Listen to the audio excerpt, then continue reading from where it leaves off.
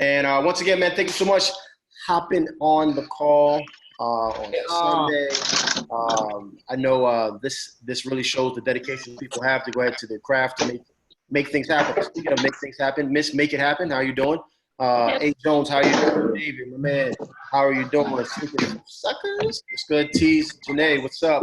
Terry Ann, Shammy, what's going on? Mo, of course, what's going on, brother? And Duke, how are we doing? So I appreciate you guys hopping on here, man. What I want to do, kind of walk you guys through a couple of things. Number one, I want to make sure that we stay on time. A special guest that's going to be on our call right now. So we need to make sure that we are all operating. I'm actually put everybody on mute. We are sure that we are all on the same page here. So we're going to be getting a ton of value today. He's going to show us exactly how to set up PropStream. By show of hands, place a 1 in the chat. Show of hands, place a 1 in the chat on who here has PropStream or who has used PropStream. Put a 1 in the chat there for me. So I got Mo. I got 1, 2, 3. Okay, 4. Perfect. 5, 6. All right, cool. We got a couple people in here that are using our PropStream. What we want to do, who here absolutely knows how to use PropStream, like 100%? Put a 2 in the chat if you know how to use PropStream like to its fullest. All right, okay. All right, so we got like 2 people so far to put a 2 to feel like they know how to use it to the fullest. Perfect. Well, we are going to indulge here. And I really want you guys to lock in, put the kids away, put the dogs away, get your pen and paper out, and just really soak all this up, because we're going to have Mr. Burton pop on here. He's actually already on the call. I'm gonna let him do his introduction thing. He's gonna walk us through PropStream and how to use it, how to set it up, why it's so important, how we can actually use this tool in our day-to-day business to find not only sellers, but also buyers and a whole lot more. So with I won't take up too much of his time. Mr. Burton, where are you at? I just saw you. Where'd you go? There you go. Cool. How's it going, everybody? Thanks for having me, first and foremost. And again, thanks everybody for your time. I really appreciate it. First off, happy Easter as well to everybody.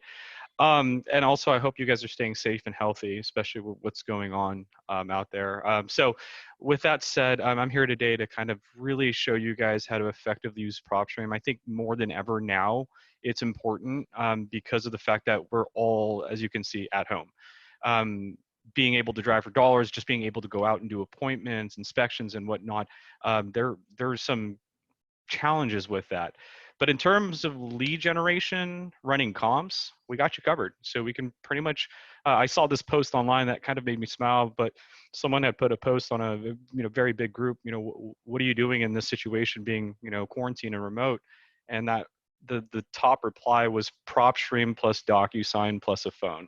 And I thought that was brilliant because our system can do pretty much a lot. Again, lead generation, running comps. And so what I'm going to be doing today is showing you guys exactly how to do that. Now, I'm a firm believer. I've been in the industry of pulling data for a good 7.5 years with PropStream. PropStream's been around for 15 years. But what we do is we shop for data. We don't just buy one source of data. We shop from CoreLogic, First American, and a ton of other nationwide providers. And over the 15 years, we've pretty much been able to identify which providers have the best certain type of data, right? Not everyone is going to have the best vacant data. Not everyone's going to have the best pre-foreclosure and so forth. So we've been able to kind of shop to give you guys the best data possible.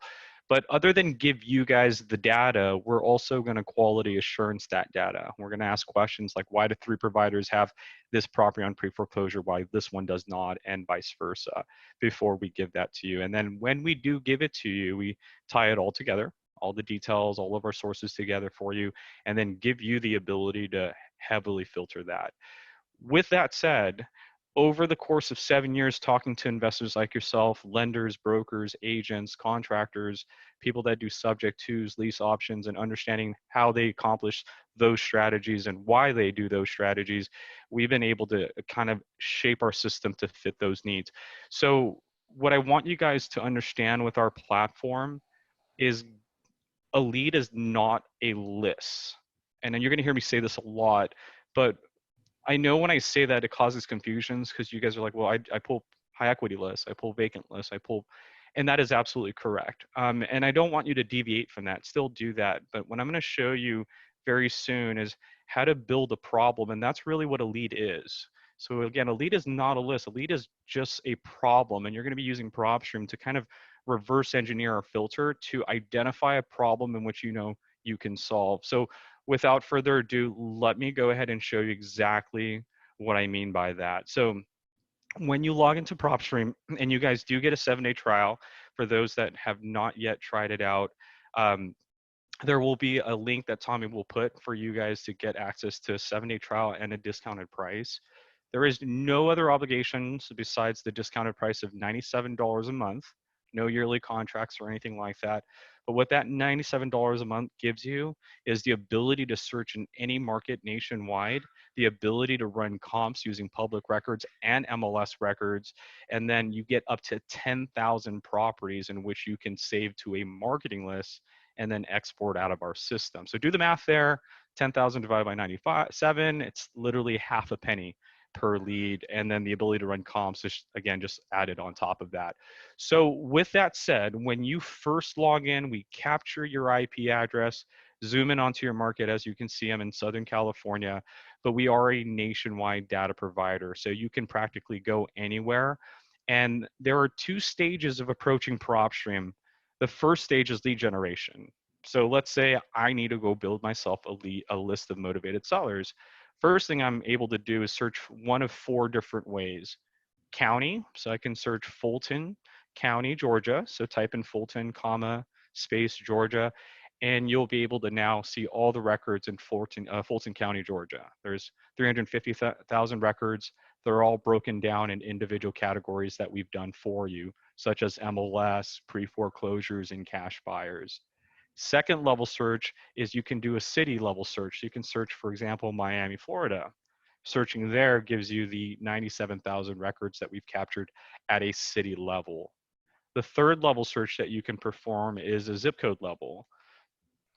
And in doing so, again, we give you the results to just those zip codes or that zip code. And with the zip code, you can search up to 5, just separate them by commas, as you can see that I'm doing here. And as you separate them with commas, you can see the drop-down menu down below. Up to 5, here's 4, for example, but you'll see those 4 results. And then the last possible search that you can perform is actually using the draw search feature on the map. One of my favorite ways of searching, essentially you just find an area that you like. It can't be too large, right? You cannot search like 5 counties at once. This is usually designed for within a city's level. So you can click on the draw search feature and create your own shape. So find a starting point, left click, and you can essentially stay, in this example, within this perimeter, hit search, and you're only going to get results within that area. Reason why I like this search a lot is because I like to stack it with our heat map that we have here at the upper right-hand side of the map. And our heat map gives you the ability to search estimated values. So if you've never been to Southern California, you can see where the $1 million properties are, $500,000. Now, it's unfair because I'm in Southern California, but if we went back to like Miami, Florida, which I've never been, I'm able to see where the $1 million properties are, properties under $500,000, and so forth. We have MLS stats, so I can see square footages or listing prices and so forth. My personal favorite is price growth. Show me how Miami has grown in the last 3 years, for example, and as well as rental values. For those that are cash flowing properties, you can see rental prices and what the average rental prices are in certain pockets of Miami. But for me, I like to see how this area has grown maybe in the last 3 years. Zoom in and look at this. This is a pretty hot area. Now I'm going to go ahead and use my draw search feature to isolate this given area here, hit search, and I'm only going to get results in an area that has grown 100% in the last, excuse me, in the last 3 years. And this means now I have access to the pre-foreclosures in this area, the liens in this area. Heck, I also even have the cash buyers that are recorded in this area as well. So that's using essentially 2 elements there. So draw search feature, and now I can see all the cash buyers in that area, all the pre-foreclosures and all the liens. So these are the 4 levels of searching in PropStream. And once you understand the levels of searching, now it's just a matter of having fun. And what I mean by that is essentially going into our filter and building your problem. And so let's use Chicago, for example. So we're in Chicago, Illinois, 890,000 records that we can go through. Before I show you guys how to build a list, let me show you guys this graph that I've drawn out to kind of give you guys a better understanding of how our system works effectively, and then how I've looked at data over the course of 7 years, right? So the way that I've always pictured data is I always put myself in the homeowner's shoes. And when you do that, you understand that a homeowner is going to go through 3 potential phases in their life cycle. They're either going to be in good standing, meaning that they're never going to have a reason to sell you a property at a discounted price. They're going to be in a uh-oh situation where they might consider selling, but they also may consider, taking care of the situation themselves and not have a need to want to sell their property. And then you have your, okay, I need help. So, investor like yourself could potentially help me out rather than the lender taking possession of my property. So when you understand these 3 phases, you understand that the level of motivation increases as the homeowner goes from good to uh-oh to I need help. And PropStream has you covered in all 3 categories. To give you an understanding, I've broken down the categories for you. So cash buyers, flippers, high equity, free and clear. These are the listings you wouldn't call necessarily to get a discounted price. And I know some of you guys are raising an eyebrow, especially with the high equity and free and clear. You're probably like, no, Burton, I do get leads there. And I'm sure you do. A lot of times you fail to realize that what you're doing is you're actually stacking an uh-oh situation like a vacant high equity property, right? Or an absentee high equity, or a vacant free and clear, or lien with the free and clear. So little do you realize that you are obviously looking for a good situation, but there is some sort of reason why you're hunting down that particular high equity property. Otherwise, you would be contacting every single high equity property, every single free and clear property, right?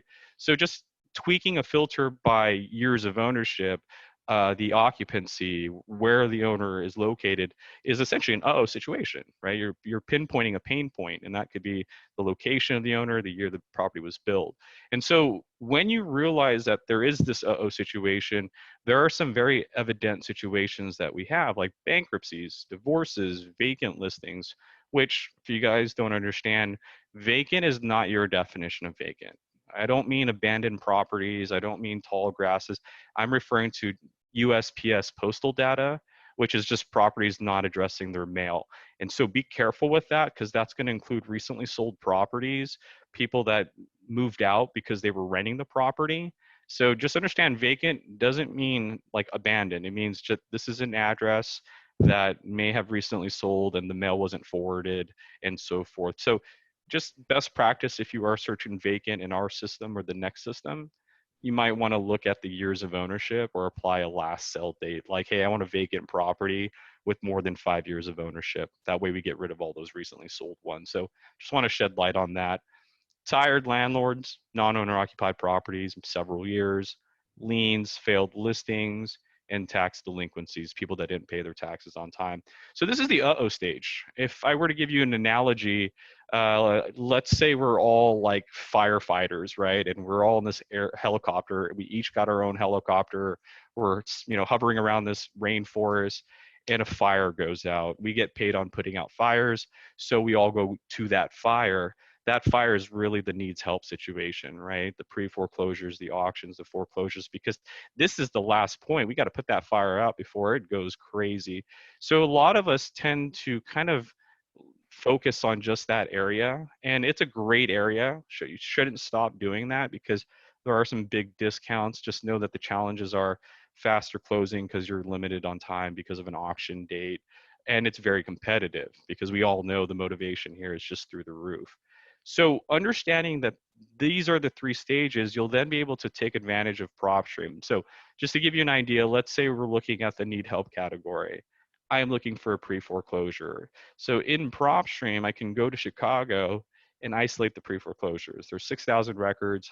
I don't have the budget to market to 6,000. So I'm going to go into the filter, and now I can start adding layers to it. So I want the non-owner occupied pre-foreclosures that are vacant, don't have a tenant in that house, or it's not addressing the mail. Property characteristics, residential, single family. We have commercial, we have vacant land. So we have other options for you, but I'm keeping it simple for you guys. Bedroom, bathrooms, other property characteristics. Some new features that we added recently is the ability to look for unit ranges. So I'm looking for a property with 10 units minimum or 10 to 20 units. You can apply school districts, and you can now also include properties with an HOA or without an HOA. MLS status, nothing new here, but the ability to go ahead and say a property doesn't, I need a property not on market. Now back to that graph. If a pre-foreclosure is here, so if a person that has a lien turned into a pre-foreclosure and they get into this situation here, how do I increase that level of motivation? List stacking. You guys have heard of that before, right? Take two categories and put them together. Like, for example, how do you get out of a pre-foreclosure? You pay for it, right? So you can look for a pre-foreclosure with a bankruptcy. Or here's another one. I'm looking for a pre-foreclosure that is off market because it recently failed on the market. And so here are the 11 properties that tried to sell, but an agent couldn't sell it. So that's one less option. And that's a very distressed situation. They're looking to sell. They want to get out of this situation. They couldn't sell through an agent. So here you guys come to be the heroes. So adding 2 layers, failed listing, pre-foreclosure, we just went up on the higher scale. So hopefully it just takes 1, 2, 3 phone calls to get that contract signed, right? So that's list stacking. So most would just have done on market, no.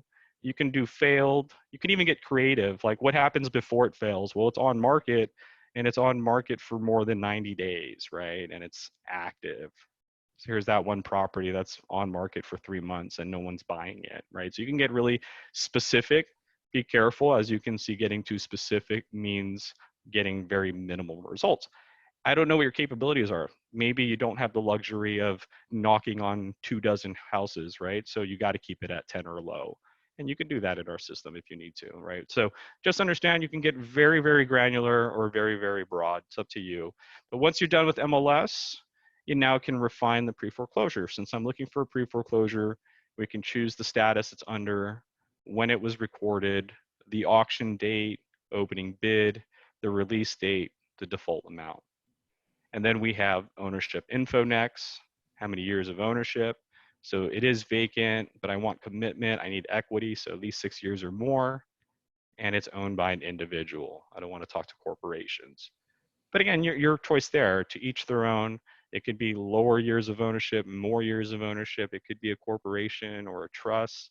You want to be specific on when they bought it. You have last sell date, last sell price.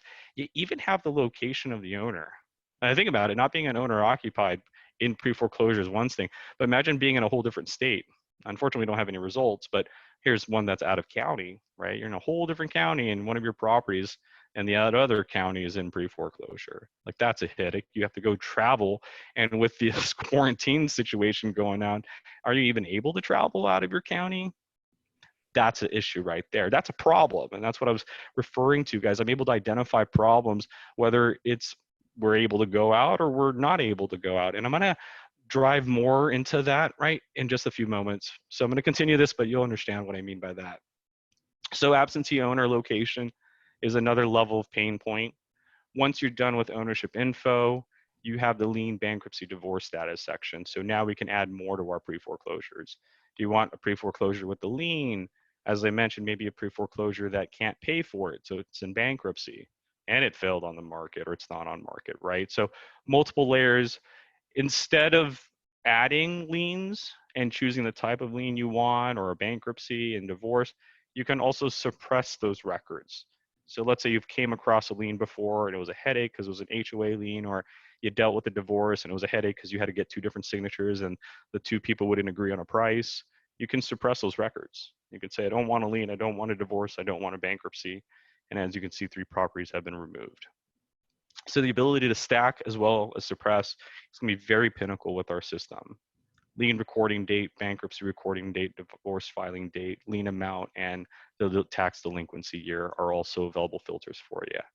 And then the last 2 options are your valuation and equity info. So here you can specify estimated value. Maybe you're looking for properties no more than $500,000, estimated rental income, growth percentage. You saw the heat map. Maybe you want a property that grew 5% over the last 2 years. estimated equity based on a dollar amount or a percentage. So maybe 50% or more. Loan to value ratio, maybe you're doing subjects twos or lease options. So you're looking for somebody with 80% or higher loan to value ratio. Tax total value. And then the last section is the mortgage info. So I'm looking for property with all of this, plus it has 2 mortgages. And those mortgages have a minimum amount of X value or no more than Y value. You can also specify the percentage of that loan to value only for the first mortgage. Same with the equity of that first mortgage, so it's either percentage or dollar amount. You can include, exclude cash bought properties, include, exclude free and clear properties. You can even include seller carryback properties.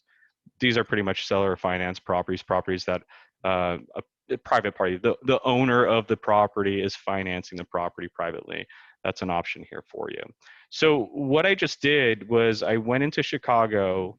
There were 6,000 records. I created my filter and isolated the 5 properties I'm going to go knock on doors once this whole thing is done, right?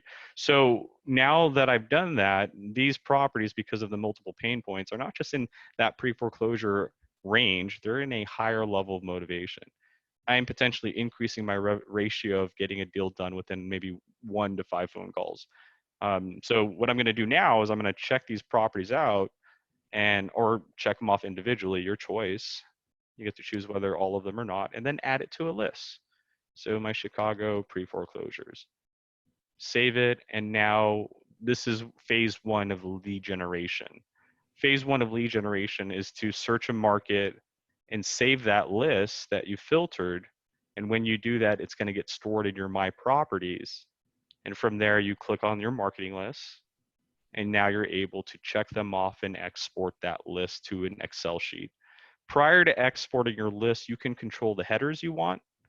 If you click on this edit icon feature, you can perhaps add the agent's name that listed the property, or the brokerage, or the loan information, or the lien information. So we do give you over 150 potential headers you can apply onto an Excel sheet before exporting it.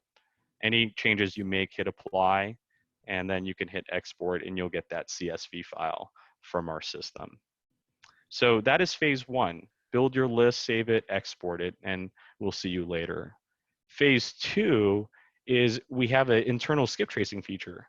So you can actually skip trace the list you just built and get just their phone numbers, just their emails, or both of them. And the pricing will vary depending on how many you're doing at a given moment. But to achieve this, you're going to hit select contacts. You're going to choose the list that you just saved. Here's my Chicago pre-foreclosures. I'm going to add them to the selected list. Hit done. I'd like both phone numbers and emails. I'm going to hit next. It's going to be $1.20 since we're doing only 1 to 500. I'm going to place my order. And now I got to create a new list. So my Chicago pre-foreclosures with contact information. I'm going to go ahead and hit done. That skip trace list is a new list. It's going to get stored in the contacts page. This is your phone book. So we just took a marketing list that was saved in our My Properties and created a whole new list, which is the skip trace list of that. And it's in contacts here at the bottom left. So I get to see my Chicago. And it's currently processing. It takes about 5-10 minutes to get your results. But in 5-10 minutes, it's going to look just like this right here. All the phone numbers and emails from our 5 different sources are provided to you. So you're going to see every email that we've captured through all of our sources, every landline, every cell phone, all for just that one price. And we only charge you for the success rate. So here's 41 addresses, and I only got charged for 39 results. So there were 2 addresses we didn't get any results for. We will not charge you for that at all. Okay, so this is phase 2. In 5-10 minutes, I'm going to get my results just like this. I'm going to check them off, hit the export button, and now I have my Excel sheet with contact information, and I can go ahead and cold call. I can take it somewhere else, whatever it may be. Or phase 3 of lead generation is campaigning. I can now start a campaign specifically for that list I just skip traced and built. And to do so, when I go to campaign, I'm going to start a new campaign. I'm going to call it my Chicago pre-foreclosure campaign. And I'm going to choose my list. It could be a list that wasn't skip traced. It could be a list that was skip traced. So here's my skip tracing list. Chicago pre-foreclosures. I can even edit who I want, who I don't want. Hey, look, the phone numbers are there now. How fast that was, not bad. Okay, so I can add all 5, remove anybody, but I wanna mark it to all 5. So I've named the campaign, chose the list with contact information. I'm gonna save that campaign, essentially start it, and you have successfully created a campaign. First thing we want you to do is create a website for them. So you get a free website every time you create a campaign, part of your subscription.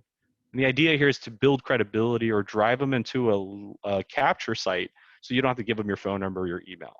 So here, Burton buys pre-foreclosures in 24 or 48 hours, right? Something, I mean, that's unreasonable, would never happen, but I just, build that credibility. This is what my web address would look like. Where would you like these applications to be sent to if they fill them out? This email address. Do you want to save this design for another campaign in the future? If yes, check this off. And do you want to start with a blank website or a predefined website? And you can choose a predefined one. Here's the website editor. Background, logo, up to 5 pictures can be added. We can change the header text. We can change the body text. So I will buy your house in cash as is. And then obviously we want to increase that, make it bigger so you guys can see it, bold it out, center it. And then this is our little thumbnail preview. You can hit preview to see it on an actual website. And if you like what you've done, as you can see, this website's not working because it's inactive. All you have to do is hit publish. It is a live website.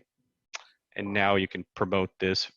And this website is designed specifically to the 5 people in this campaign. It's not a website I'm going to be using for Akron, Ohio tax liens, right? This was the website specifically for these Chicago pre-foreclosures.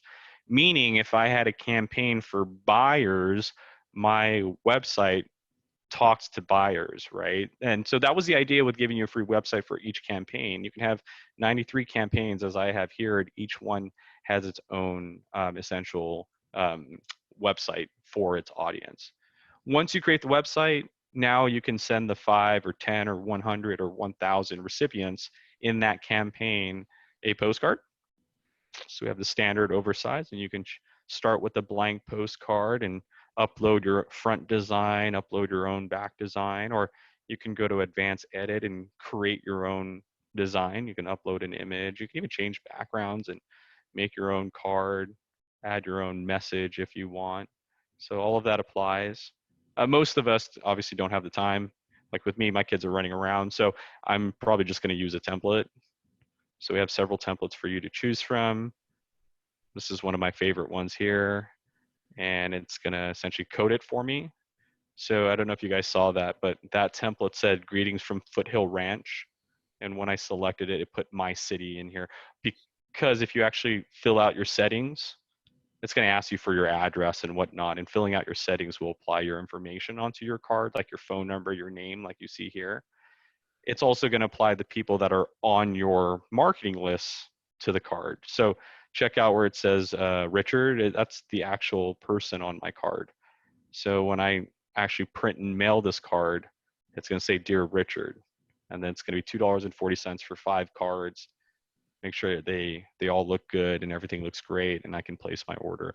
But Richard is one of my recipients. So you can see Richard here. And that's what that card is going to look like for Richard.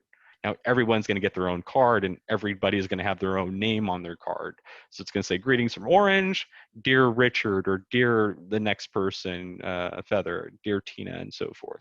So that is our postcard feature. The next one is Ringless voicemail. It's a 4-step process. First is missed call notification, what phone number. You can add that phone number. So add that phone number, hit save. It's now stored in the drop-down menu for you to use now or later on. Step 2, upload your own recording. So add a recording, name it, pre-foreclosure recording. You can upload your own file. If you don't know how to do that, hit create new recording. Obtain audio pin, okay. We'll give you an 800 number you can call, PIN number. Call by your cell phone, they'll record over the phone for you. When you're done with the recording, hit save new recording, and your recording is stored in the drop-down menu. Hit play. You can even listen to your recording before you even send out this message. 3 is schedule. Don't have one, add one. So RVM weekend schedule, and you choose what time. So Monday through Sunday. We usually send them the same day that you place the order. So like today's Sunday, they would actually go out today between the hours of 9 and 5. Today's Easter Sunday. I don't want to bother anybody, so I can block Sunday if I want to. I can make both time frames the same. So if I change this 5 p.m. to 9 a.m., just like the first box, no deliveries on Sunday. It's the weekend RVM schedule. So I want to at least get them out on Friday or Saturday next week, but I got Monday and everything in between. So I'm just going to repeat that process. I'm going to block them all off. So once I block them all off, even though today is Sunday and I place the order today, this order will wait until Friday of next week and go out on Friday morning between the hours of 9 and 5. Anything left over, which I highly doubt, will pick up on Saturday 9 to 5. And that's why we have the other days. Like if you had 500 records instead, maybe we can't get to all 500 between 9 and 5. So if there's 100 left, the 100 would pick up the next Saturday. So that's why we give you all these dates to block out what you don't want. But in case it spills over, you have the next available schedule to look forward to. Now, once you do your schedule, it's going to get stored in the drop-down menu. And then the last part is calls per minute. So if you don't want it to bleed over to the next day, if you want all the calls to go out on Friday, then here's where you have the ability to do that. We can do one call every minute. In this case, it would take 5 minutes. But let's say we had 5,000 phone numbers, then we would probably need to do 10, right? And that would take 500 minutes, or maybe 30, and that would take like about an hour and so forth. So just understand that this is right here is how you set up the Ringless voicemail. 4 easy steps: save and activate, and your RVMs are going to be sent to the 5 people in your campaign or the 100 people in your campaign. And then we have the email marketing. Email blasts. First thing we want is subject line. What do you want the subject of this email to say? It's the attention grabber. Make sure you have something compelling to get them to click on the email. And then if they click on the email, there's a logo they can click on or a learn more button they can click on, and it sends them over to the website that you created for this campaign. You have delivery date, and then you can save the template for later if you need to. And if you do that, your templates, as well as our predefined templates, are stored here. Or you can start with a blank one if you want. But creating a template, you'll be able to choose that, and here's the editor. It looks very familiar to the website. Background, top logo, bottom logo, header text, body text, and here we are. And you have different logo layouts to choose from. You can even send it to yourself. You can email it to yourself before anybody else gets it. But once you have everything set up, you hit publish, and then based on your schedule here, you can send it out immediately or at a later date. That's when the emails will be sent out. So that is the 3-phase process of lead generation. You search a market, you apply your filter for distressed sellers, save it, you can export it, you can skip trace it and then export it, or you can take it to the final phase, which is directly campaign to it. So let's say we did all that, right? We built the list, we skip traced it, we market to it. A week and a half goes by, I get a phone call. Hey, Burton, I'm actually interested in selling my house. I got that Ringless voicemail that you sent me. Oh, okay, cool. What's your address? It's so-and-so. Okay, well, I'm going to go to that list and I'm going to click on that address. And here's the details. So, hey, Tina, is this Tina, right? Oh, yeah, Tina, how's it going? Yeah, thanks for calling me. Yeah, me and my team are really interested in getting your property. We understand that your property is going through some, pre-foreclosure. Did the auction date go through? No, actually, it's been delayed because of coronavirus. Oh, okay. Well, that gives me and my team time to work with you. Do you have time to set up an appointment with our team? Maybe do something virtual where you're holding the camera and showing us every room and so forth. That way we can, get an inspection sheet filled out. Yeah, sure. Let's go ahead and do that. Okay, so boom, appointment scheduled. Now I got to run comps, right? So I need to go into the comparables and nearby listings, and I'm going to run my comps. And we have 2 avenues for you, right? You can run comps using public records, which I love.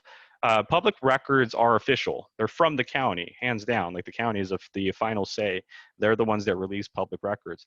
The tricky part about public records is they include on and off market sales. What I mean by that is MLS sales.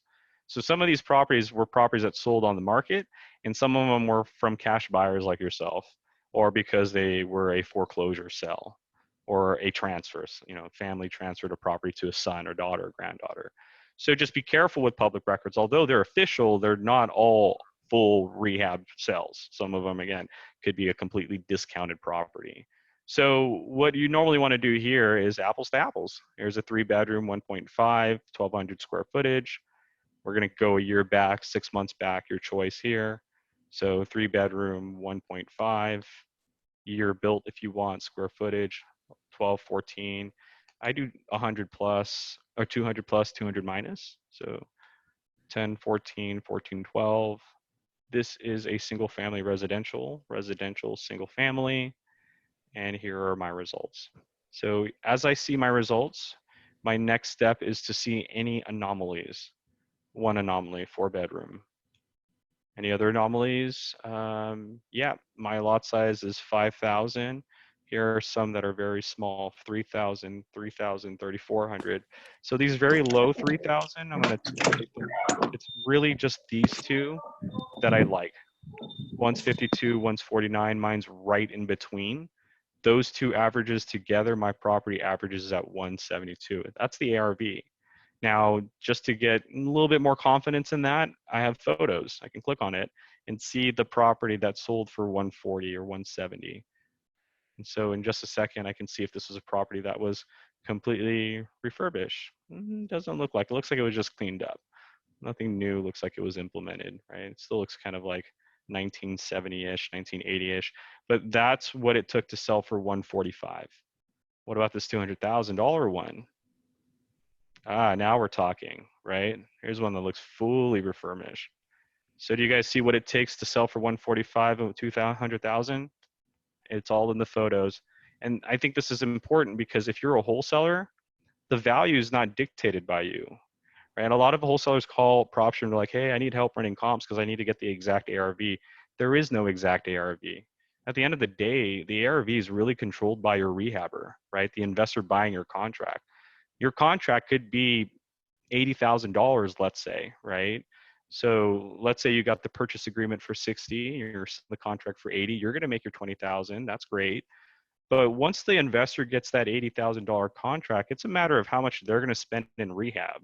They can maybe spend 15,000 and just clean it up, make it look good, and they can take that $80,000 contract plus the 10,000 they added, 90,000 they spent, and now sell it for 145 and make a good 50 something thousand dollars, 40 after percentages and closings, right?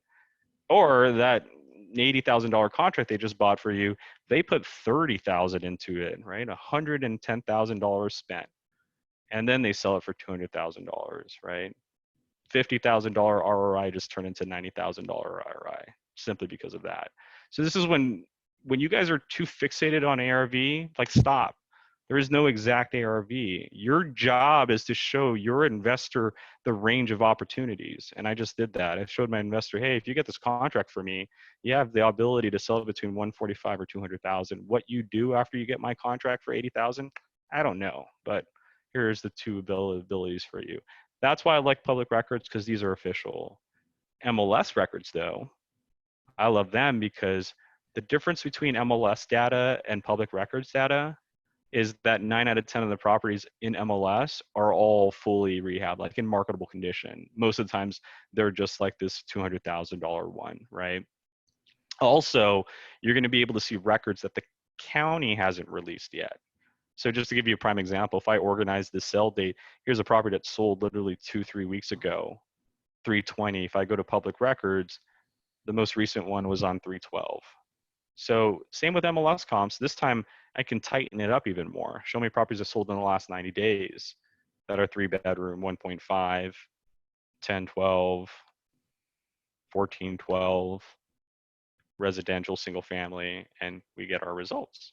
And so now we can see the property that sold for 130.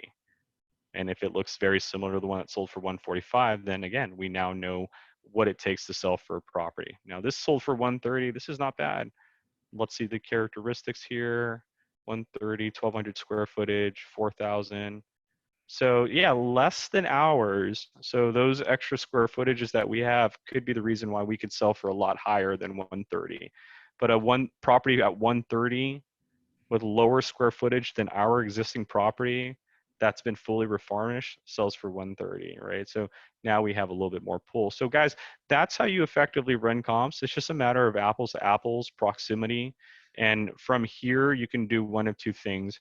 When you're in public records, you have the view report button. It's only available in public records. And when you click on that, it generates the comparables. It takes the 2, 3, 10 comparables you've selected, averages out, shows you the low, the high, and the average of those 2 or 10 comps that you've selected, shows you the subject property, and then comp number 1, comp number 2, 3, 4, and as many as you choose.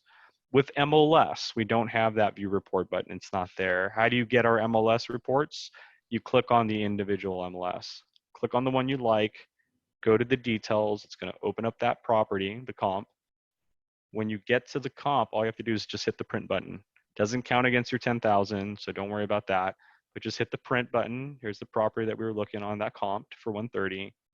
And now I have that property. I can show this to my investor. So not only did I get Tina to get me on an appointment, I ran comps to get an ARV, and it looks like the property could sell anywhere between 130 up to 200,000. So I have a range for my buyer. I go walk the property, maybe, do the rehab, get the purchase agreement, officially signed. And when I mean do the rehab, I mean do the actual inspection, like check off what needs to be done. And that way I can use the Rehab Calculator that we have for you as well. The Rehab Calculator is hosted by a company called Bluehammer, and it allows you to actually get local level costs. So let's say we did do the appointment and it just needed a bathroom remodel. I can go and start a project for that address.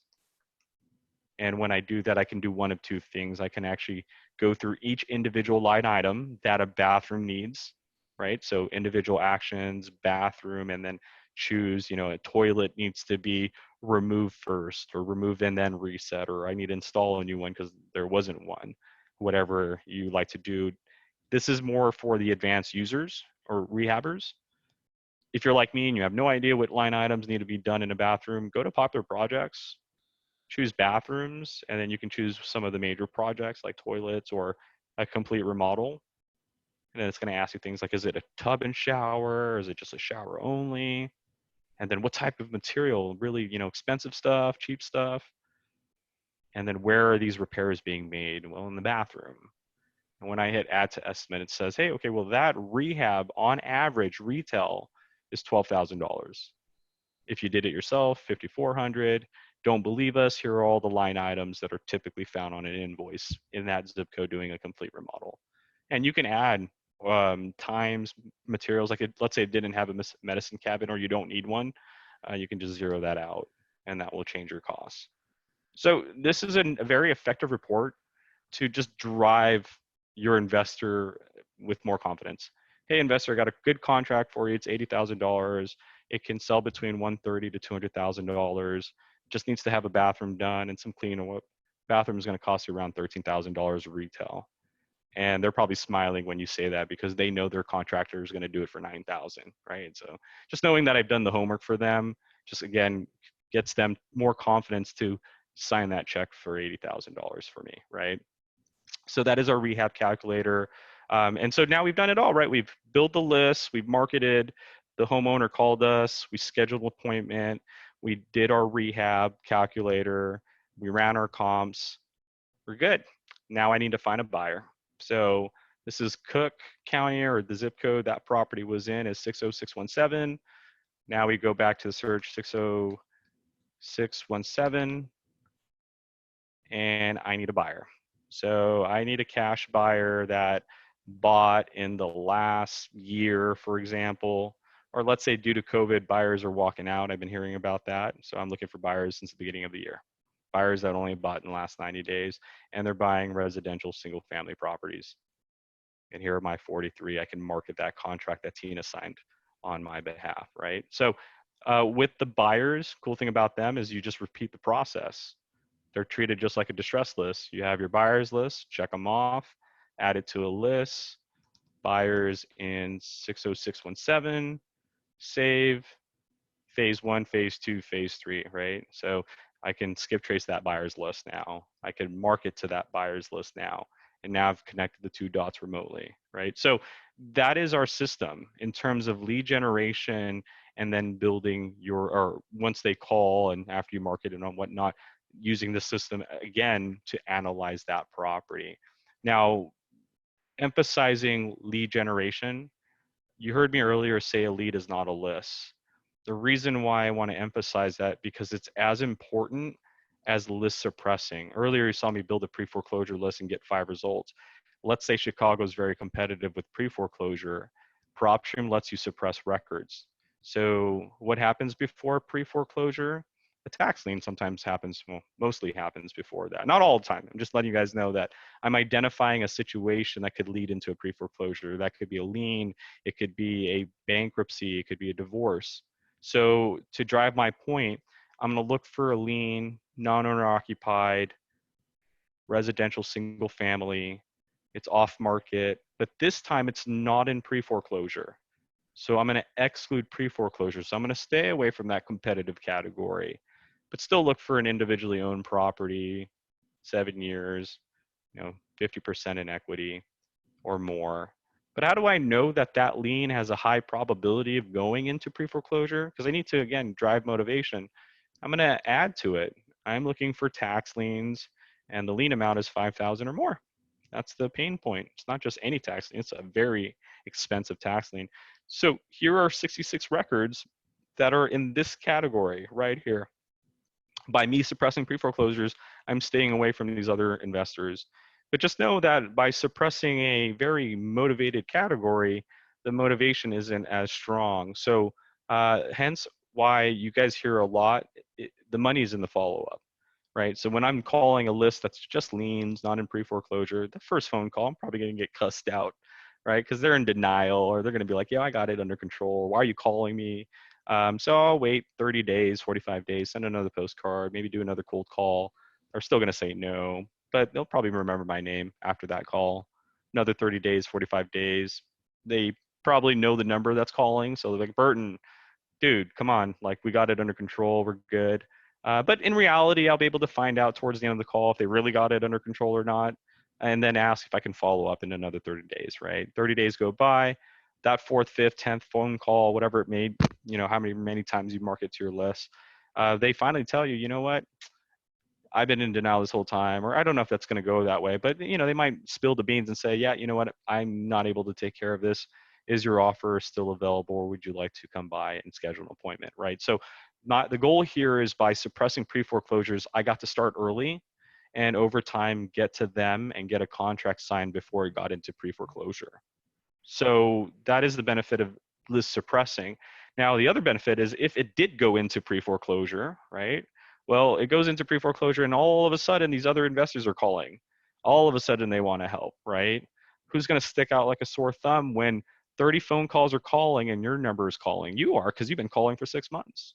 And you probably spoke to the owner along the way. So even if the property goes into pre-foreclosure, the fact that you followed up for 5 months before makes you stick out like a sore thumb, and you're probably going to get the contract signed before everybody else that all of a sudden wants to help, right? So that's list stacking, increasing the motivation, list suppressing, getting ahead of the game. And then this is my ultimate point: a lead is not a list. In PropStream, you're able to create leads that others wouldn't even have thought about. For example, if you guys are so used to pulling a list like a pre-foreclosure and whatnot, I'm going to block all of that stuff out and still find a lead. So you guys are used to pulling vacant, I'm going to look for an owner occupied property, right? You guys are used to pulling failed listings, I'm going to look for an off market property. If you're used to pulling pre-foreclosures, I'm going to block that out too. If you're used to pulling liens and bankruptcies, I'll suppress that too, or suppress all these public records that you go and drive and get.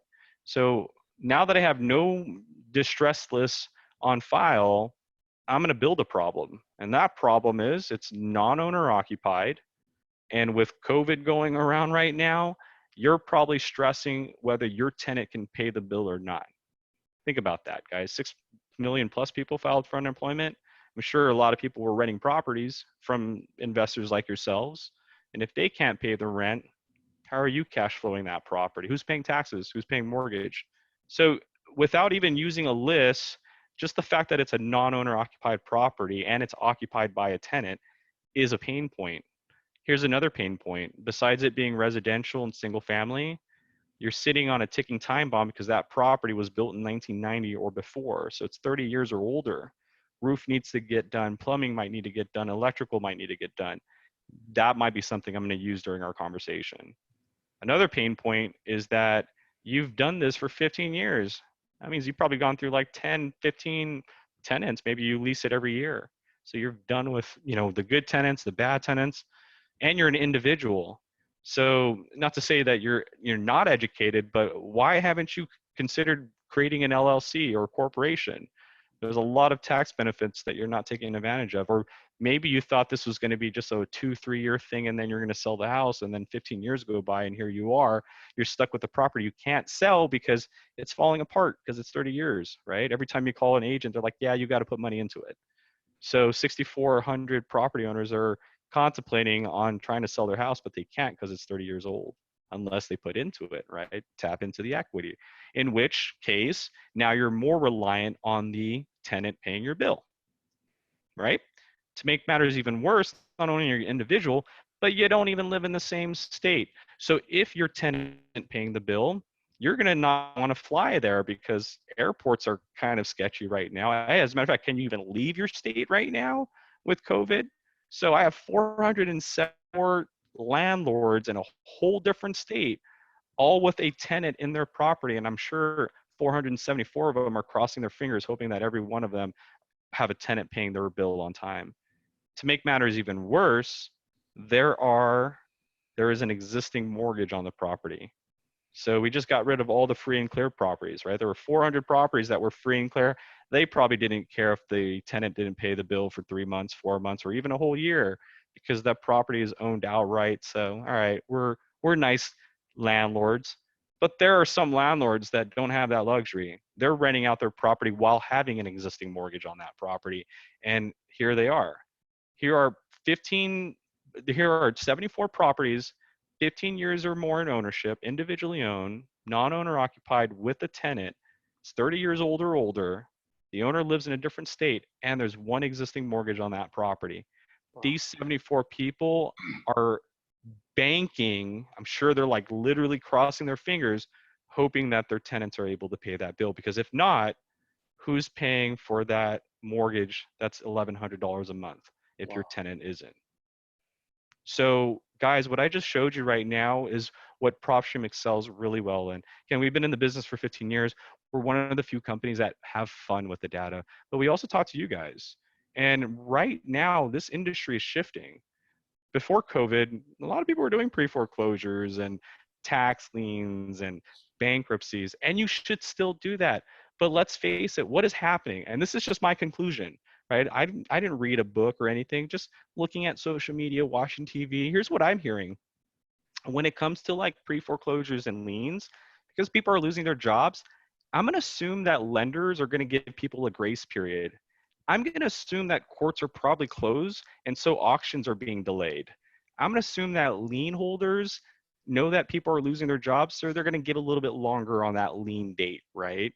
So what does that mean with people that have a pre-foreclosure, a lien, a bankruptcy? They're not as motivated anymore because they have more time, meaning they can say no to you a little bit longer, right? Now, I'm not trying to tell you to stay away from that. You should still do that. But I'm saying that this situation has shifted motivation a little bit. So the people that were in pre-foreclosure liens and bankruptcies have a little bit more time now, meaning they have more time to say no to you, meaning you have to follow up with more.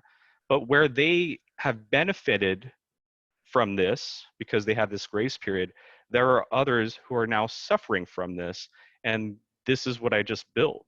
There are 74 landlords that are banking on a tenant paying the bill. Otherwise, who's going to cover that existing mortgage? Nobody is. They do. And they live in a different state. So like with this guy right here, Arthur, he lives in Fort Lauderdale, or he lives in Florida. So he's probably hoping that the person's paying that $1,600 mortgage because that extra $500 is going to his address in Fort Lauderdale, or that nice Mercedes Benz he's cruising around in Miami or Fort Lauderdale, right? So I just want to let you guys know our system identifies problems. And if you understand that a lead is not a list, a lead is a problem, you're able to find these problems that others are just not looking for. And I just literally, this was something I thought about last week. I'm like, okay, based on what's happening, who's really impacted by this right now? It's people that are trying to sell their properties, right? So failed listings would be a big one right now. People were like, yeah, I'm gonna sell my house. They listed it in November. All of a sudden, January, February, March, nobody wants to buy anymore. Right? So failed listings have become a high motivation list. Landlords are a big one, especially the ones what I just built with an existing mortgage. They're banking on someone having to pay the bill in order for the mortgage to get paid. If not, crap, you're in trouble. And not only that, but evictions are being delayed. Foreclosures are not only expensive to do, but they're also being delayed. So I wanted to drive this really hard, because when you realize that a lead is not a list, a lead is a problem, dude, sky's the limit. And it doesn't even have to be what I just did here. It could be, I'm in Chicago and I'm just looking for properties that have 3 mortgages, because I know how to consolidate all 3 mortgages into one note. And then I can now own that property, right? So cannot emphasize enough, guys, when you think outside of the box, and some problems are more obvious than others, like a pre-foreclosure and auction, and some problems are not so obvious, right? Like a landlord or property that's built 50 years ago or built in 1990 or something like that. So thank you guys for giving me this time. I hope you guys found some value in this. But if there is one thing to walk away from this, it's just that I hope you guys understand, whether it's our platform or the next platform, you got to go find a problem, not a list. Now, granted, some things you need to have accommodated, like if you're wholesaling, right off the bat, whatever problem you're looking for needs to have equity, and it needs to be off market. Otherwise, no equity, no assignment fee. If it's on market, how can you put it on contract, right? So there are some core things that certain strategies will need. But other than that, it's the core strategies, right? Let's say wholesaler, equity, off market. As for the third aspect, that's the motivation driver. It could be anything. It could be the year the property was built. It could be it's in pre-foreclosure. It could be it's in bankruptcy. It doesn't matter what that third thing is, but what does matter is it needs to have equity. It needs to be off market. And that third thing is the problem. And that's what I wanted to drive today. So guys, I really appreciate your time. Tommy, I can't thank you enough for giving me this platform to expose, PropStream and the best, most effective ways to approach it. Awesome, man. Thank you so much, man. That was phenomenal. Let me see here. I saw a couple people writing some questions in there. I was trying to pay attention as well. Real quick, as far as problems, right? Problems that lead into lists. In the 15, you said 15 years you guys been doing this, 12 to 15 years, right? That you guys Yeah, have. 15 years. 2006 is when we founded the company, or when the product launched, I should say. 2005 is when you develop it. So in the 15 years that you guys have been doing this, you guys probably have tons and tons of very, very, very successful wholesaling operations, not just one-man shows, but full-out operations that use your system. What is the top 2 problems that you guys see that over and over again that people are pulling lists from, that are able to get deals every single month? Typically a lot of the times, see, that's a loaded question because it varies on the investment firm's strategy. Some investment firms only do wholesaling, so it's going to be equity, off market, and then what they usually will do is pre-foreclosures or whatnot. Now, in general, if we're talking wholesalers, we're talking people that do subject tos, lenders, real estate agents, the typical list I see that kind of comes up frequently is non-owner occupied properties. Because to an agent's perspective, non-owner occupied property is someone's second home. So someone who has a second home has a higher probability of saying, yeah, I'll just go ahead and sell it, versus someone that's living there. They have to now have a plan B if they're going to sell that home, right? I got to go get another home now. So agents and brokers usually hunt down non-owner occupied properties, high, low equity, or out of state. Same with investors, right? Like wholesalers, we look for non-owner occupied property because the conversation's a little bit easier. Lenders as well, non-owner occupied properties to lenders typically means the property's probably free and clear. And that's money for a lender because they can refinance it. They can do a reverse mortgage on it and so forth. So in general, like across all the people that are using our platform, the different types of categories, non-owner occupied properties is probably the most frequently used category.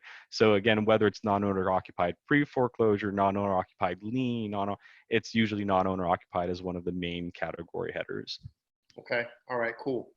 So let me go through here, man. There was some people writing here.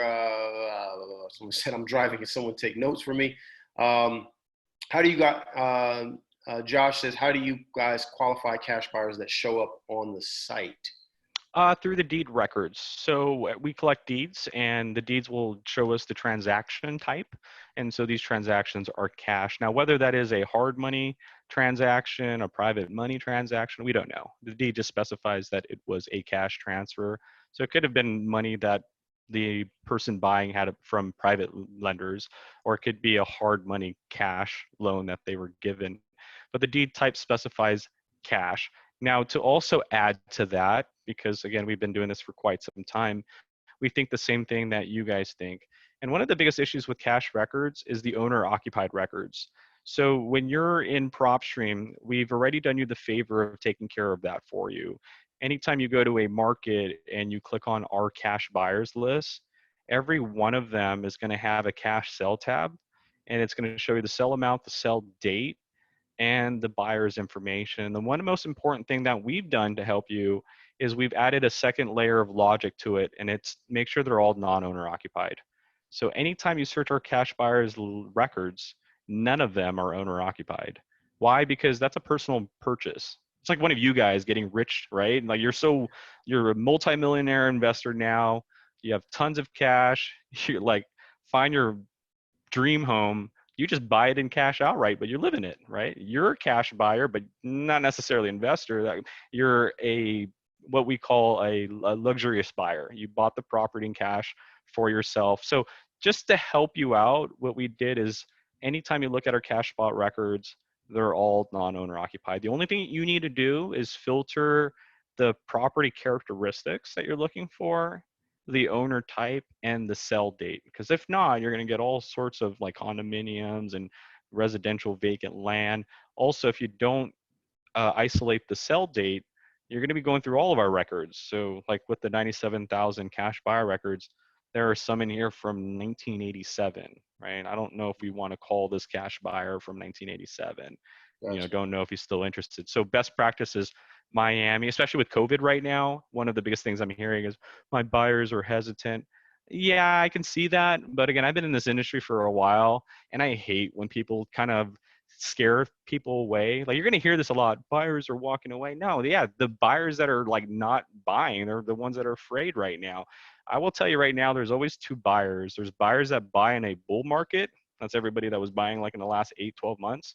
And there's buyers that buy in a bear market. So when the market is crazy right now and people don't want to go out and the market went down for a little bit, that's when the real buyers come out of the woodworks, guys. So with our system, you can say, you know what, I want the cash buyers that bought starting March 1st when things were at its peak with COVID virus. And in Miami, there were 43 of them. And show me the ones that bought residential, single family properties. Well, there's 13 of them that said, I don't care about COVID, I'll still buy. And here they are. So do I call the buyers that were buying 8 months ago? Probably not. I would rather call these 13 buyers that bought while COVID was going all crazy nationwide. These are the 13 people I probably want to build relationship with because they're the ones that know, hey, they're going to be making some profit through this whole situation. So that is our cash buyers. It's already non-owner occupied for you.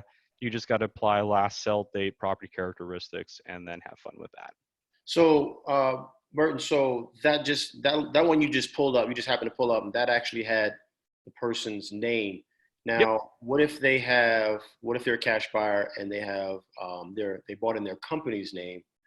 It's going to show the LLC. So if I did in corporation, it's going to show the LLC's name. So you'll Yeah, see it. Yeah. but is your software able to Nope. trace those?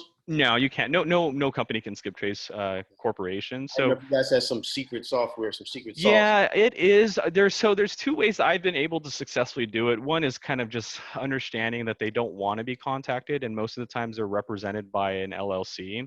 So here's what I do.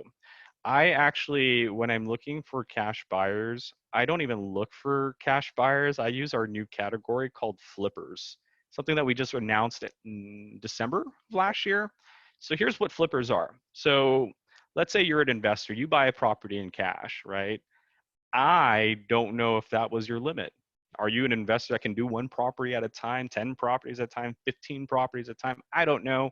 But I have to call you, then find that out. So I have to spend money on marketing, skip tracing, and then that conversation with you to let me know, yeah, you know what, I'm not interested in your contract that you have right now because I just bought a property in cash and obviously you saw the records. I don't have time for another project. Click. But put me on the list, right? Whatever. So the reason why I like the flippers list is because of this very reason. We're using MLS and cash buyer records or finance records. And the flippers list is just this: properties that have been owned for less than 24 months and are now back on the market. So this is what you guys do, right? Let's say you're a fix and flipper. You buy a house today, cash.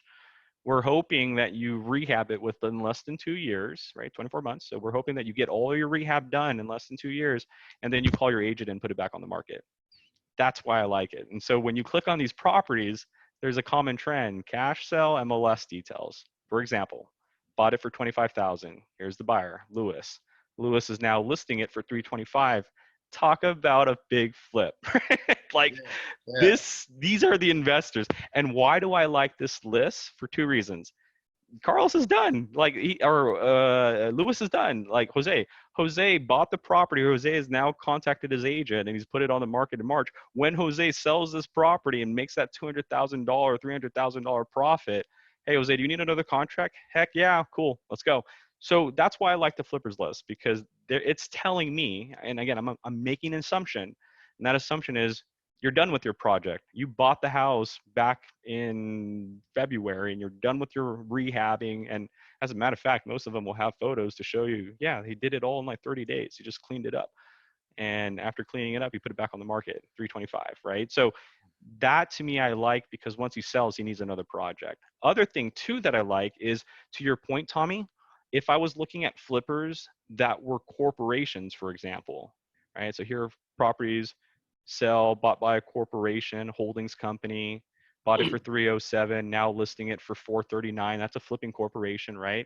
Unfortunately, I can't skip trace them. I can contact them by mail. They'll probably ignore it, but that's fine because I know who's the agent listing their property. Got it. And that's big. So with that, what I can do is I can check that property out, that property out. Let's say these first four, save them. So Miami LLC flippers. And remember that edit column feature I showed you guys when you're exporting? So when I find my Miami flippers, so flipper, where are they at? Miami flippers, there they are, LLCs. Before I export it, I'm gonna go here and I'm gonna tell the system export the agent's name, brokerage, so that way I don't have to skip trace the LLCs. I have the agent's information and it's right over here. You'll see it right here, agent's emails, agent's phone number. So I don't even, again, I just have to understand that, you know what, these LCs probably don't want me to call them directly, but I'm going to play stupid. I'm going to call the agent and say, hey, I have a property, I have a contract. Do you have any buyers by chance? And this is, for me, guys, again, I think it's brilliant because think of it this way, okay? I found 4 corporate flippers and I found the agent of each corporate flipper. I'm going to call each agent. And guess what? It's not 4 buyers I found, it's 40 buyers I found. Does anybody know why I found 40 buyers? Because they're all representing other buyers. That's exactly why I think that list is amazing.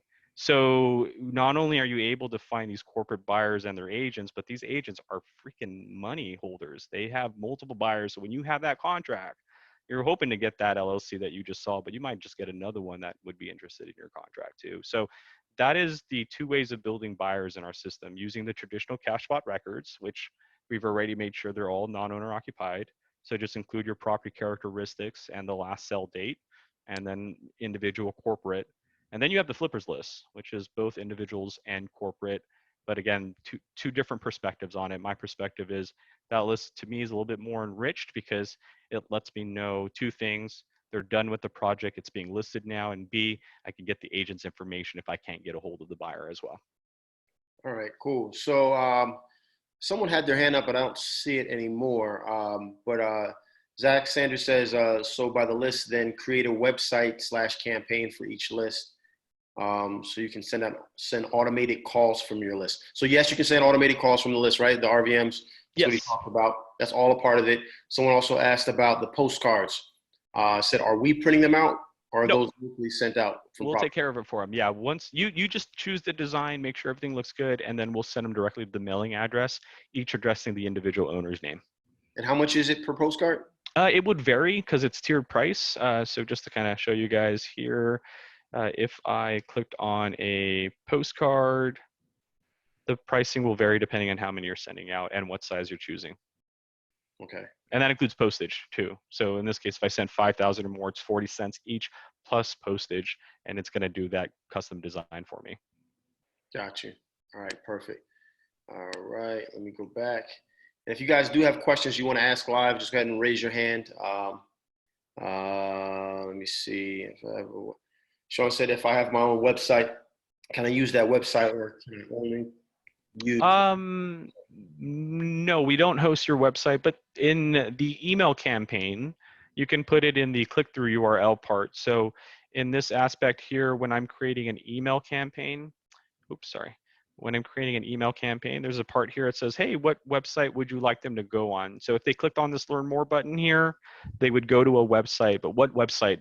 Now, normally it would be the website you created with us, or you can hit custom URL and put your website. So you can do that.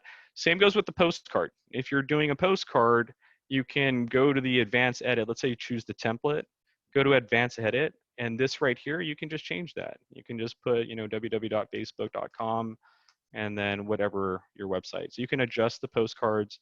As for Ringless voicemail, just mention your URL on the phone or on the voicemail, and you'll be good there. So we don't host for you, but you can obviously put your websites in any of the marketing elements. All right, cool. Someone said, in what section is PropStream? I think that's the campaigns. When I saw when you came up that Zach, I think you believe it was the campaigns. Does the list update for liens or whatever after you have done list as we look to follow up? Does that? Yes, and that is actually a feature that we just introduced last month called List Automator. It is an add-on. Tommy, do I have enough time to talk about it? It's about just a quick 5-minute talk. Sure. Okay. So we introduced this thing that's going to save you a ton of money. Trust me. It is called List Automator. It's in your settings, called add-on service. It's a revolutionary tool that we added. Again, we've been doing this for 15 years, and we are here to make sure you guys save money. Now you're going to be like, well, if you're here to save me money, why is it an add-on? Trust me, it's going to save you money. So it's a $27 add-on to begin with. And what that $27 will do is it will enhance your My Property section. The first thing it's going to do is unlock these 10 boxes. So as you can see, I don't have them yet, but if I refresh it, I'll unlock it since I have it. And what's going to happen is that anytime I save a list of tired landlords, a list of flippers, it's going to categorize the properties within that list. So here are 258 flippers in Dallas. Of the 258, 149 of the addresses are on market, just sold, and then these 10 are the new boxes.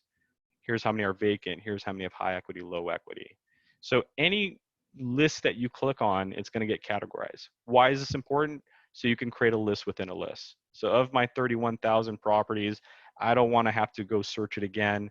Rather, I want these vacant properties, but I want to edit them. I want the vacant properties that are non-owner occupied, they're off market, they're owned by an individual, because they're vacant, again, recently sold. I got to get rid of those. So 5 years minimum of ownership. And then last, they have, 60% in equity.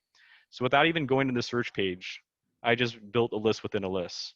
I have 2,000 of those within this. So these 2,000 fit that specific criteria, which is what you see here, right? So after creating that list, I can now isolate the 2,000, check them off, add a new marketing list. So First important part is giving you these 10 boxes so you can create a list within a list, or even completely replacing that. Let's say you don't care for vacant, you can completely delete that filter and just replace it. So remove vacant, liens, off market. And so here, instead of vacant, I want liens that are off market and they're owned by an individual. And then when I hit apply, that's my new category, liens off market. There's 7,000 of them. Without even deleting the original list of 31,000, I was able to isolate a certain opportunity within the 31,000, and that's the 7,400. Now I can check them off and export it. First major component to List Automator to save you time. Second major component, this is where the money is going to be saved, is the ability to take any list, like this tired landlord list, and this really elaborate filter that I have, and automate it, meaning we will monitor this list every single day for you and make sure every single address in it is meeting your criteria every single morning. And so the automate list feature does two things, two rules. What do you want us to do when we're updating and something matches your criteria? Do you want us to add it to your list automatically? Do you want us to add it to another list automatically? Or do you want us to notify you and then you do whatever you want to do with them? Same for the properties in your list. Of the 158, what happens when they don't meet your criteria anymore? Do you want to remove them automatically? Do you want to move them to another list? Or do you want to be notified and then you take care of them? So this is automate list, the list automator. What do you want to do when things meet your criteria coming in, and what do you want to do when they no longer meet your criteria in your list? When you hit save and you automate it, it now goes into our new automate list section. And what the automate list section will do, again, is every single day, these properties in here will be monitored. So like right now, I have 158 records, no changes. As of today, nothing has changed. All 158 meet this filter. However, you can see I have other ones. So if I click on like my Greensboro tired landlords, there's 41. Here is the filter. One of those properties no longer meets that filter. And I could double check why. Maybe it recently sold, or hey, it's failed recently. So I can now delete that record. Why is this going to save me money? Because I'm not sending 41 postcards anymore. I'm now sending 40 postcards. I'm not making 41 phone calls. I'm making 40 phone calls. And one isn't big, but the numbers will get larger and larger over time. So we're going to tell you how many need to be added, how many need to be removed. See, so that is what List Automator is $27, it sounds quite a bit, but think about that. If each postcard was, let's say 60 cents, right? Let's round up, let's say $1. Each postcard was $1. Well, I just saved 19 bucks because I'm not sending 19 postcards to a list. This is something that's revolutionary. Before this, we would have sent 408 postcards for 6 months straight and then just dumped the list at the 6-month mark because it's no longer cost effective to send 408 postcards 6 months after buying a list. What this does is it no longer does that. This allows you to keep monitoring a list until this number completely goes down to 0. Because every single day we're going to tell you to remove and remove and remove and remove. And then every single time you market it, it's not the same amount. It's going to be a lesser and lesser amount, saving you time, saving you money. So trust me when I say $27 is going to be saving you thousands of dollars. So that is the second component to List Automator. And the third major component, which is also revolutionary, is we get this a lot of times. It was to finally put an end to this question. What is the difference between you and them? What is the difference between them and you? Well, to help you finally come to an end to that question, we finally said, why don't you just import that list over then? Why don't you go ahead and take that list source list and bring it on over? We'll give you our data. Why don't you take that driving for dollars list you got from an app, put it in our system, and we'll give you all of our records, right? Like probate, we don't have probate. People are like, oh, you don't have probate, that sucks. Well, I'll tell you right now, those probate websites don't have MLS, right? No, they don't. We'll bring that probate list over, and when you import it like I did right here, when you import your list, it tells you how many are on market, how many are vacant, because we're consolidating their addresses with our records. So now my 128 driving for dollars that I went driving for dollars for, I know how many I don't need to market to. 4 of them are on market, so I don't need to be sending postcards to these properties that are listed with an agent. But of the 128 driving for dollars properties, 6 of them have low equity, my subject to categories. 7 have negative equity, creative seller financing categories, right? So that was a third and final major component to List Automator, was to be able to import an outside list and get our details that they don't have, or maybe you have a list that's 5 years old and you stop marketing to it because it is 5 years old. You can import that list into our system and we'll update it. Maybe it's a 5-year-old list that has high equity. You're thinking, you know what? Some of these guys have probably pulled out equity or they probably sold their property. Well, you don't know. So bring it in and we'll tell you how many have high equity, how many have low equity, negative equity, are on market, just sold. We'll let you know how many still fit your criteria. So that is what List Automator was designed to do. It's not free. It's an additional feature on top of your existing subscription, but it's a great way to update an old list, essentially bring in an outside list and get our data. It does also count against your download limit. So again, you get 10,000 every month for the $97. If you upload 10,000 leads, you've capped out for the month. So it's not free to import lists. It counts against what you have each month. So just to be clear on that, so every month you get a fresh new 10,000, That's or correct. or Yeah, and if I oh, have go ahead, 10,000, Tommy. if I have 10,000 this month, right? And there's 10,000 that I've uploaded. Next month when I pay again, I have a fresh new 10,000, or do I have to take that 10,000 out to put the next 10,000 in? No, no, no. You got a fresh new 10,000. So in theory, next month you'll have a total of 20,000 properties saved in your My Properties. So yeah, 10,000 every month. Now there is a difference between, remember, searching and saving. What I did earlier, going through the details and whatnot, doesn't count against you. It's when you hit that save button or add to lists. So in theory, I can go through a million records. As long as I'm not saving or creating a list, they never count against my 10,000. Gotcha. So we'll leave it at that. Not that you would go through a million records, but if you want to test my theory, go for it. Yeah, that's awesome. All right. Does anybody have any quick questions? I know we're a little bit over. Anybody have quick questions that they want to ask Burton live right now? Maybe this guy's been doing this thing for 15 years, so this might be a good time. Might be a good time to ask a question. Anything going on? If not, we're going to wrap it up. You can just raise your hand or come off mute. Hey, Burton, I got a question. First off, thanks. But the other question I really have is the with the list. So say we upload or go through records and we have 5,000 on that list, but then we're like, okay, I don't want to do that list. I want to take it off. Is it still going to stay on there, or do we just basically go back to the 10,000? Oh no. So anytime you save from our data or import into our system and get our data, it counts against you regardless if you delete it right away. So it counts, period. Because we've had people that try to do that where they'll save 10,000 and then export it and then try to delete it and then try to save another 10,000. Yeah, the logic is very literal. You download or you import, it counts against you. Whether you delete it, it doesn't credit you. Now, on the flip side of that, if that address counts against you, it will not count against you later on, right? So for example, let's say you download a high equity list from us, 10,000 leads, and you've capped out. Now the following month you get 10,000 more, but you decide to import 10,000 high equity leads that you've had from 2 years ago. When you import that list, let's say 5,000 of those addresses were already saved from last month. Well, then those 5,000 don't count against you because you already have them in our system. So the following month, even though you uploaded 10,000 of your own addresses, only 5,000 actually counted against you because those were 5,000 new addresses that you didn't save. So yes, it's a very literal system, but we do not charge duplicate records against you. All right, cool. We're gonna do one more question in closing because Burton, I appreciate your time, man. I know you went a little bit over, and I'll just let you roll with it. But Stacy, go ahead. See you got your hand up. Where you at, Stacy? Stacy. Okay, I took myself off of mute. There you go. Yeah, he just answered the question. That was the question I was going to ask. So I'm all set. Thank you so much. Okay, perfect.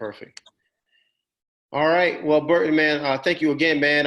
If you guys, everybody on here should have gotten an email, or most people should have gotten an email. I can also the link to get PropStream if you're interested in doing it. You don't have to do it. I have it. I know a lot of the people have it. A lot of my colleagues have it. It's all in there. So if you guys want to get it, you can. It's right there. Click on that link. It'll give you a discount. It's a 7-day free trial. Check it out. Denise, I know I was talking with you earlier today about getting it. So that's the link right there. And I also emailed it to everyone. Zach, I will send that email out to you, or I'll put in a message for you. And so what I want to do, man, thank you once again, Burton, first of all, for hopping on here. I know you gave us a lot of time. You went through a lot of stuff quickly. Guys, I am going to, as soon as this is downloaded, I'm going to put this into the E2 course. I've already uploaded a couple of other ones today for the E2E course for the past coaching calls. And I want to just thank you once again, Bert, for coming out here and spending so much time with us, brother. And yeah, man, you totally got it. Anytime you need this, let me know.